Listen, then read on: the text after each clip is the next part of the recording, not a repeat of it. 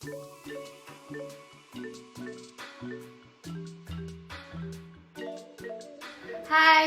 perkenalkan nama saya Benadette Tasya Natalia Samosin. Saya adalah mahasiswi semester 7 dari Politeknik Negeri Medan. Nah, di sini saya akan membawakan tutorial singkat tentang analisis klaster. Tapi sebelum kita mengerjakan analisis klaster dengan contoh soal, kita akan membahas terlebih dahulu tentang apa itu analisis klaster. Kita akan langsung masuk ke tutorialnya ya. Jadi sebelum kita mengerjakan soal tadi, kita akan masuk ke definisinya dulu ya, penjelasan singkat tentang analisis klaster. Nah, jadi di sini kita udah ada PPT-nya ya tentang analisis klaster, PPT singkat aja. Nah, di sini definisi analisis klaster. Nah, apa itu analisis klaster? Analisis klaster adalah teknik multivariat yang mempunyai tujuan utama untuk mengelompokkan objek-objek atau case berdasarkan karakteristik yang dimilikinya.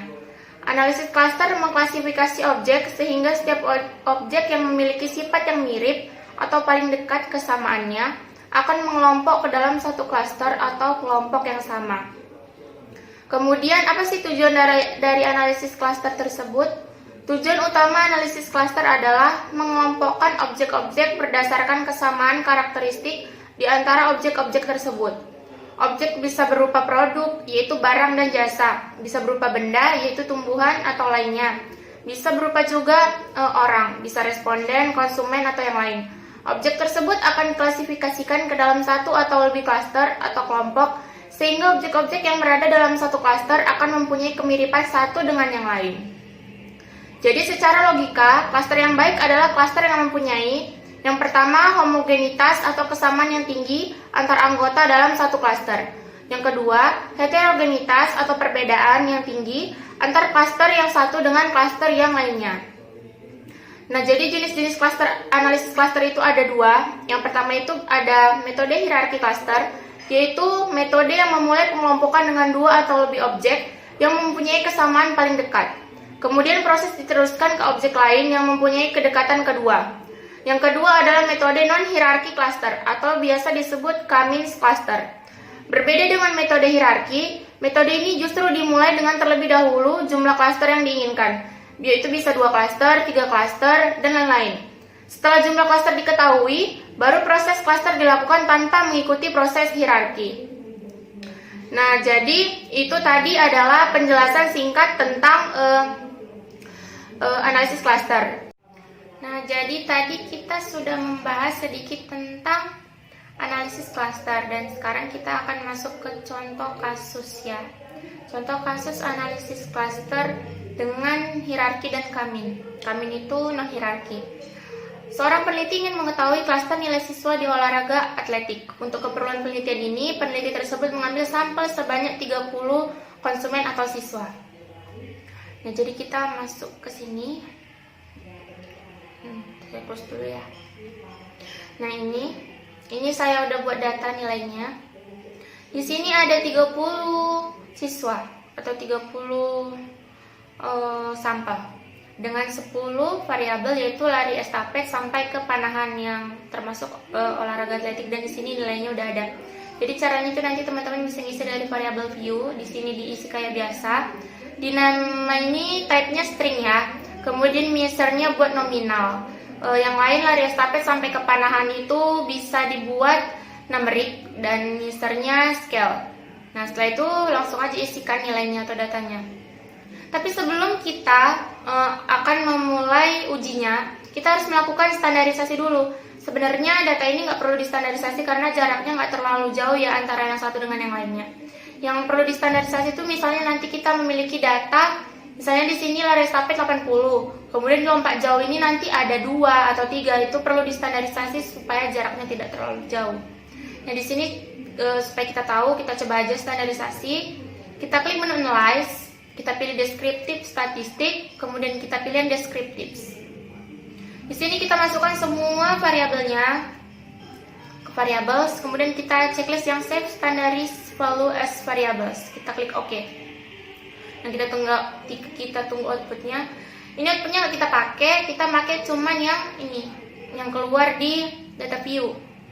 Nah, ini udah keluar yang baru, kolom baru, Z lari estafet, Z lari jarak jauh, Z lompat jauh, sampai Z panahan yang terakhir. Nanti ini yang akan kita pakai, yang ada Z-nya ya. Nah, kita langsung aja sekarang melakukan ujinya ya teman-teman. Nah, kita klik menu Analyze, kita pilih yang Classify, kemudian kita pilih yang Hierarchical Cluster atau Hierarchy Cluster.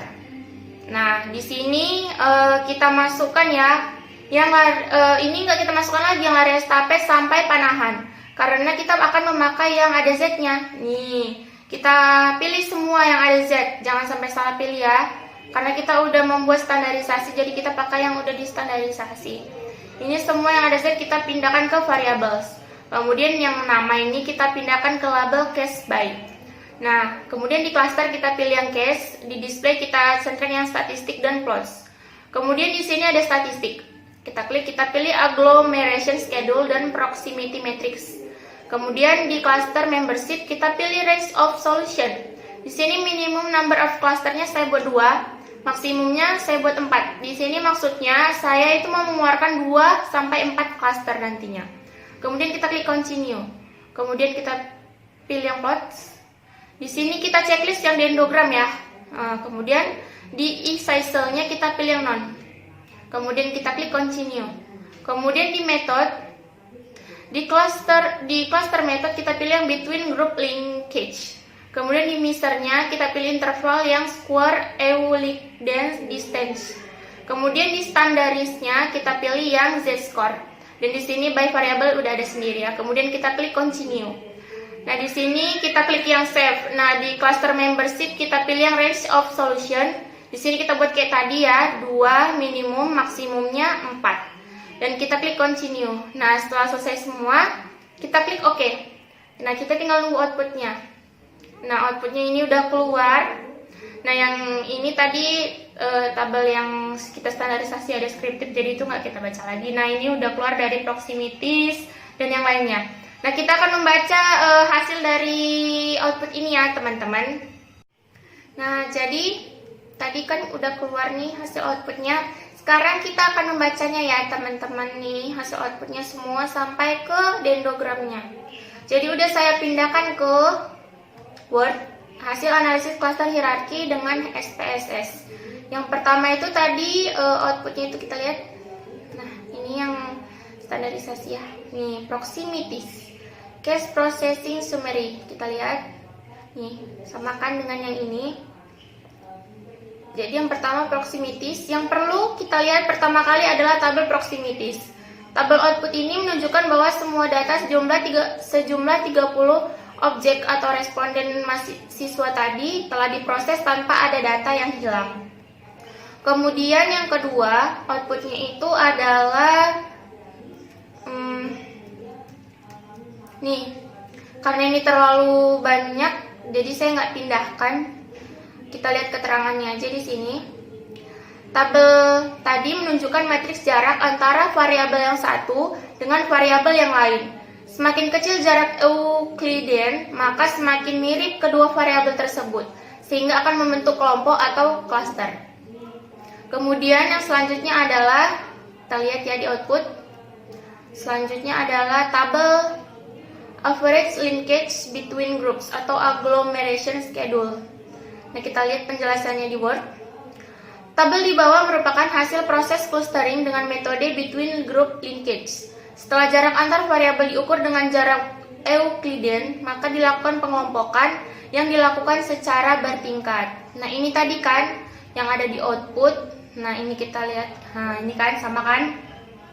Kita lihat penjelasannya.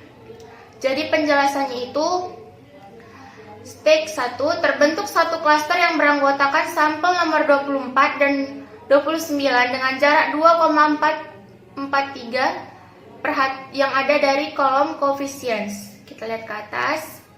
Jadi maksudnya di stage 1 ini sampel nomor 24 dan nomor 29 memiliki jarak yang paling dekat, yaitu dari koefisien kita lihat jaraknya ya, 2,443.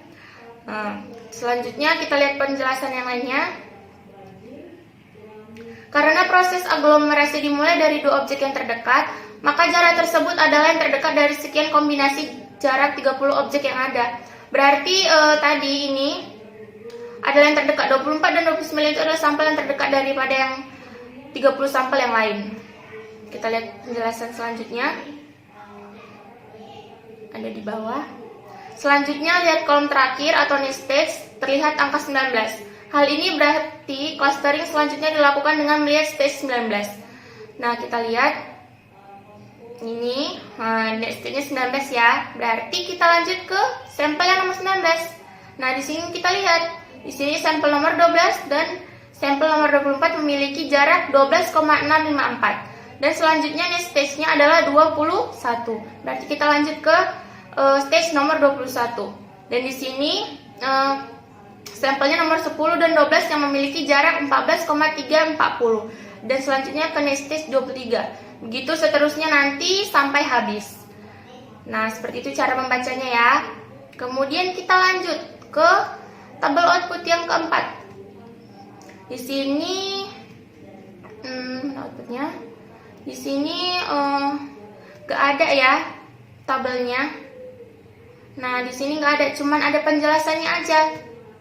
Aglomeratif adalah bagian yang sangat penting pada saat kita coba interpretasi analisis cluster hierarki ini. Proses aglomerasi ini bersifat kompleks, khususnya perhitungan koefisien yang melibatkan sekian banyak objek dan terus bertambah. Proses aglomerasi pada akhirnya akan menyatukan semua objek menjadi satu cluster.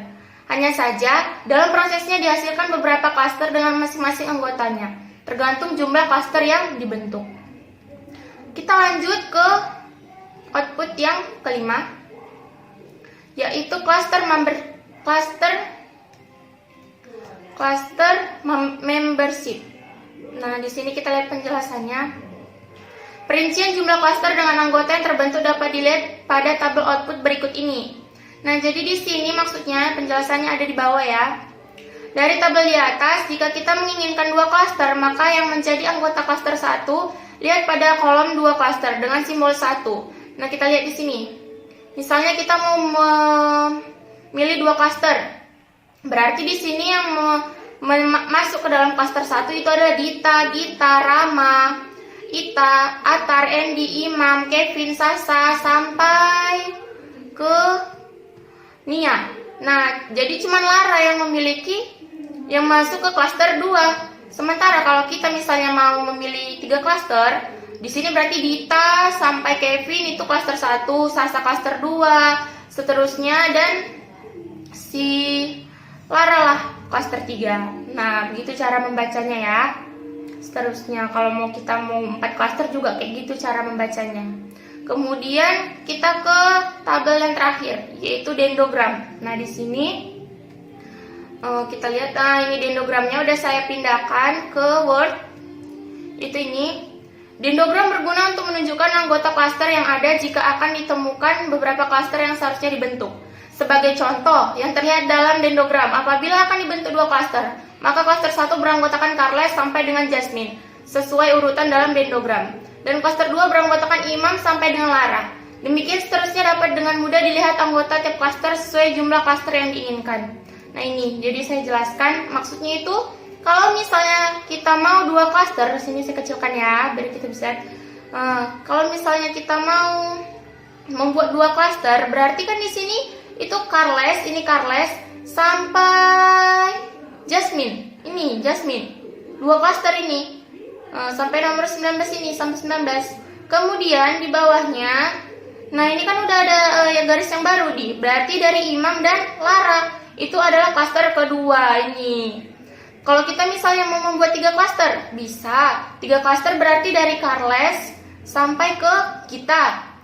Kemudian dari Rama sampai ke Jasmine. Kemudian dari Imam sampai ke terakhir adalah Lara. Nah, begitu seterusnya. Kalau mau 4 cluster juga kita bagi-bagi lagi dendrogramnya ini. Nah, kira-kira seperti itu penjelasannya ya teman-teman dari hasil analisis cluster hierarki dengan SPSS. Nah, ini tadi outputnya ya teman-teman. Kita akan ke metode yang kedua, yaitu metode analisis cluster dengan non-hierarki. Nah, jadi tadi ada lanjutannya lah, teman-teman. Sedikit kita tambahin pemilihan anggota klaster. Di sini kita akan lihat dataset kita pada data view di mana ada variabel baru dengan nama cluster between average linkage.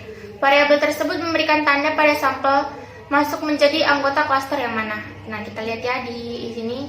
Nah, di data view kita udah ada nih. Average linkage between group. Jadi kalau kita misalnya mau 4 cluster, berarti di sini siapa tadi nomor 1 namanya? Si Dita, Gita, Rama itu masuk ke cluster 1. Begitu juga seterusnya nih masuk cluster 2. Tapi kalau kita mau yang 3 cluster, di sini berarti cuma sampai 3 cluster aja nanti grupnya. Di sini kalau kita mau 2 cluster berarti cuma 2.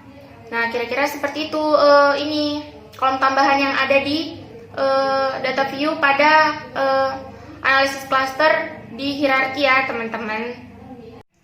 Nah, jadi tadi kita udah melakukan analisis cluster dengan metode hierarki dan kita tadi udah dapat hasilnya ya. Jadi sekarang di sini kita memakai dengan metode non hierarki dengan data yang sama. Dan tadi udah distandarisasi juga, jadi nggak perlu kita standarisasi lagi. Dan di sini tadi udah saya hapus juga ya yang 3 kolom tambahan dari metode hierarki, karena kita mau buat pakai metode non hierarki yang baru. Nah, jadi di sini udah semua datanya, udah kita pakai data yang tadi. Kita langsung aja ke menu analyze. Kita pilih yang classify dan kita pilih yang coming cluster atau kalau kita sebutnya tadi adalah non hierarki. Kita klik. Nah, di sini kita pakai yang ada Z-nya ya. Nih, kayak tadi sama kayak metode hierarki, kita pakai yang ada Z-nya karena ini yang udah distandarisasi. Jangan sampai kita salah. Kita blok sampai panahan, kita masukkan ke variabel. Nah, kemudian yang nama kita masukkan ke label case by. Nah, udah. Di sini number of clusternya saya buat 3 karena saya mau membuat 3 cluster. Dan di sini metodenya kita buat iterate and classify. Kemudian di sini kita klik yang save. Nah, di sini kita checklist yang cluster membership dan juga distance from cluster center. Kita klik continue. Dan kemudian yang optionnya di statistik kita pilih yang initial cluster center, kita checklist, dan ANOVA table kita checklist. Di missing value kita pilih yang exclude case list wise. Kemudian kita klik continue.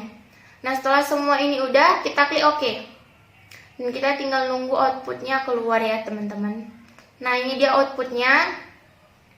Tabel juga kayak tadi. Dan kita akan membaca output ini, hasil output ini ya, teman-teman. Nah, jadi ini output yang tadi kita akan membacanya seperti yang metode hierarki tadi udah saya pindahkan ke Word juga, jadi kita tinggal baca dari Word ya. Hasil analisis cluster non hierarki dengan SPSS. Yang pertama ada tabel initial cluster center, kita cek di outputnya. Nah, sama ya, initial cluster centersnya nih. Nah, kita baca di sini. Tabel initial cluster center di bawah ini merupakan tampilan awal proses clustering sebelum dilakukan proses iterasi. Jadi maksudnya tabel ini adalah tampilan sebelum dilakukan proses iterasi. Kemudian yang kedua ada tabel iterasi analisis cluster. Nah, kita lihat di sini di outputnya. Ini ya, iteration history. Ini, nah yang ini. Nah, ini cara membacanya di sini di Word. Agar kita dapat mengetahui berapa kali dilakukan proses iterasi yang dilakukan pada objek sebanyak 30 sampel, dapat kita lihat di tabel di bawah ini. Nah, ada lagi penjelasannya di bawah. Dari tabel iteration history di atas, dapat diketahui bahwasanya proses iterasi dilakukan sebanyak 4 kali. Proses ini dilakukan untuk mendapatkan cluster yang tepat. Dapat diketahui bahwa jarak minimum antar pusat cluster yang terjadi dari hasil iterasi adalah 5,406. Nah, ini maksudnya ini proses iterasinya ada 4 kali ini. Dan jaraknya itu dari mana diketahui 5,406? Ini dari sini 5,406. Nah, seperti itu cara membaca tabel yang tadi. Kemudian selanjutnya output analisis cluster dengan SPSS. Nah, kita lihat Nih ya, yang final cluster center. Tadi kan udah yang iteration, berarti sekarang yang final cluster center. Nih, yang ini ya. Sekarang kita akan membacanya di Word. Nah, ini cara membacanya bagaimana nih? Hasil akhir dari proses clustering dapat kita lihat seperti di bawah ini. Pada output di tabel final cluster center, dapat kita perhatikan bahwasanya data di atas masih terkait dengan proses standarisasi yang mengacu pada Z-score dengan ketentuan sebagai berikut. Nilai negatif berarti data berada di bawah rata-rata total. Nilai positif berarti data berada di atas rata-rata total. Kemudian, interpretasi analisis cluster non-hierarki dengan SPSS. Interpretasi analisis cluster non-hierarki dengan SPSS adalah berdasarkan tabel output final cluster center dengan ketentuan yang telah dijelaskan dapat didefinisikan sebagai berikut. Cluster 1. Di dalam cluster 1 ini berisi siswa dengan nilai lari estafet, lari jarak jauh, lompat jauh, lempar lembing, tolak peluru, dan panahan yang rendah. Nilai angkat besi yang sedang, serta nilai lempar cakram, lompat tinggi, dan lompat galah yang tinggi. Nah, gimana maksudnya? Maksudnya kayak gini ya, teman-teman. Tadi kan dibilang kalau nilai negatif berarti datanya itu berada di bawah rata-rata. Berarti nilai lari estafet, lari jarak jauh, lompat jauh, lempar lembing, tolak peluru, dan panahan itu nilainya rendah di klaster 1. Sementara nilai angkat besi itu kan positif, tapi dia nilainya sedang 0,72110. Sedangkan nilai lempar cakram, lompat tinggi, lompat gala itu memiliki nilai yang tinggi di klaster 1. Nah, begitu juga membaca di klaster 2 ya, teman-teman. Di sini yang minus nih ada lompat tinggi, lempar cakram, dan angkat besi. Berarti nilainya ini di klaster 2 itu rendah. Nilai dari 3 atletik ini. Nah, kemudian yang sedang itu ini yang 0,7014 yang lompat galah, yang lainnya itu tinggi. Lari estafet, lari jarak jauh, lompat jauh, lempar lembing, tolak peluru, dan panahan. Begitu juga nanti membaca yang di klaster 3. Nah, jadi penjelasannya itu udah ada di sini nih. Klaster 1, klaster 2, klaster 3. Nah, selanjutnya perlu diingat kembali penamaan masing-masing klaster sangat bersifat subjektif, tergantung pada peneliti dengan mengacu pada tujuan penelitian. Tahapan selanjutnya yang perlu dilakukan yaitu melihat perbedaan variabel pada klaster yang terbentuk. Dalam hal ini dapat dilihat dari nilai F dan nilai probabilitas atau signifikansi masing-masing variabel seperti yang dapat kita dilihat di dalam tabel berikut. Nah, kita lanjut ke tabel yang selanjutnya ya. Tadi di sini kita lihat outputnya. Nah, setelah final cluster center akan ada tabel ANOVA. Nah, jadi udah dipindahkan ke sini. Ini tabel ANOVA-nya. Kita langsung lihat penjelasannya. Ini ada rumus ANOVA. Ini penjelasannya. Kesimpulannya adalah semakin besar nilai F dan signifikansi lebih kecil daripada 0,05, maka semakin besar perbedaan variabel pada klaster yang terbentuk. Kesimpulan analisis klaster. Maka berdasarkan tabel yang kita dapatkan dalam tutorial ini, yaitu bahwa untuk instrumen lompat galah adalah variabel yang paling menunjukkan adanya perbedaan di antara siswa-siswa pada ketiga klaster yang terbentuk. Hal ini dengan ditunjukkannya nilai F sama dengan 43,710 dan signifikansi sama dengan 0,000. Dan untuk variabel yang lain dapat kita didefinisikan lebih lanjut. Nah, jadi maksudnya itu seperti ini. Tadi kan kesimpulannya di sini, semakin besar nilai F dan signifikansi lebih kecil daripada 0,05, maka semakin besar perbedaan variabel pada klaster yang terbentuk. Berarti kita lihat di tabel ini. Di F, kolom F, di sini yang paling besar adalah 43,710, yaitu dari lompat galah, dan signifikansinya 0,000. Berarti kesimpulannya adalah lompat galah ini adalah variabel yang paling menunjukkan adanya perbedaan di antara siswa-siswa pada ketiga klaster yang terbentuk, karena dia paling besar F-nya dan signifikansinya. Nah, seperti itu ya. Kemudian yang terakhir nih, langkah selanjutnya adalah untuk mengetahui jumlah anggota masing-masing klaster yang terbentuk, yaitu dengan melihat pada tabel output di bawah ini. Nah, ini tabel yang terakhir. Kita lihat di output nih. Yang terakhir, number of cases in each cluster. Kita lihat penjelasannya ya. Nampak jelas bahwa klaster 1 itu beranggotakan 10 siswa, klaster 2 19 siswa, dan klaster 3 itu 1. Dan untuk mengetahui siswa-siswa mana saja yang masuk dalam kategori tiap-tiap klaster, dapat kembali dibuka tampilan data view dari dataset SPSS. Nah, udah saya screenshot nih. Nih, jadi kita buka yang tadi ya. Nih, ke sampingnya itu di samping z-score-nya masing-masing itu udah ada nih yang baru. Kalau tadi kan di hierarki ada 3 kolom, ini ada 2 kolom, QCL1 dan QCL2. Ini penjelasannya kita lihat di sini. Perhatikan 2 kolom terakhir pada tabel di atas. QCL1 menunjukkan nomor klaster dari keberadaan siswa dan QCL2 merupakan jarak antara objek dengan pusat klaster. Dengan demikian, dapat ditafsirkan sebagai berikut. Nah, misalnya di sini. Di klaster 1 berisikan siswa Atar, Andy, Kevin, Sasa, Ellen, Rima, Rania, Yemi, Morris, Andin dengan masing-masing jarak terhadap pusat klaster 1 di kolom QCL2. Kemudian di klaster 2 itu berisikan siswa Dita, Gita, Rama, Ita, Imam, Caca, Indah, Sania, Sela, Tria, Santa, Jasmine, dan yang lainnya. Seperti yang ada dan nilainya itu jaraknya ada di QCL2, begitupun di klaster 3. Jadi maksudnya itu ini tadi ya teman-teman. Nih 2, ini klaster 2. Berarti namanya di ujung ya. Berarti si Dita sampai Ita itu ada di klaster 2. Sementara ini klaster 1 adalah nih, nomor 5 adalah si Atar dan Andy. Nah, begitu seterusnya menentukan klasternya ya teman-teman. Dan ini adalah jaraknya. Jarak daripada dan QCL2 itu adalah jarak antara objek dengan pusat klaster. Nah, kira-kira seperti itu ya teman-teman. Di sini ada NB-nya. Apabila pada analisis klaster hierarki dengan SPSS pemberian tanda sampel menjadi anggota klaster mana, dapat dilihat pada output, view, dan dataset. Tetapi pada analisis klaster non hierarki dengan SPSS, tanda itu hanya dapat dilihat pada dataset saja. Nah, kira-kira seperti itu ya teman-teman penjelasan tentang hasil analisis klaster non hierarki dengan SPSS. Ini dia tadi outputnya.